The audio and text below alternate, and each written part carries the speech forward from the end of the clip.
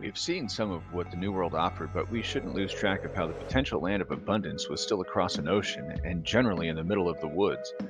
What would drive so many of the Europeans to leave could be considered as a relative urban and civilized location to live in the American wilderness? Prior to the British move to colonize, there had been a huge boom in population. By the 1590s, 4 million people lived in England, but the opportunities for work hadn't expanded with nearly the same trajectory.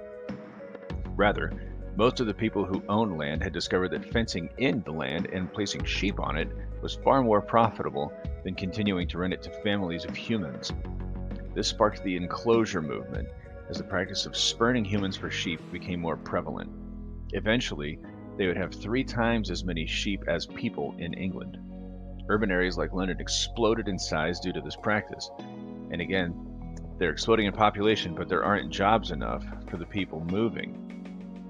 This absence of professional opportunity became so much worse when the prices of everything exploded. For almost 2 centuries, the Spanish had been bringing boat after boat of silver and gold back to Europe. Injecting that much wealth without increasing the amount of goods led to an incredible amount of price inflation. This was the same scenario with food. Everything was becoming more expensive. This was merely because their technology was so primitive it was too difficult to manufacture and develop agriculture. This resulted in an abundance of people looking for opportunity. The farmers who had been kicked off their land were searching for opportunity as they couldn't make ends meet. The people who were kicked off of that land were also incapable of finding any other work in those urban areas and couldn't afford anything regardless. Many were looking for a cheaper alternative. In the New World and the British colonies in North America seemed ready to offer.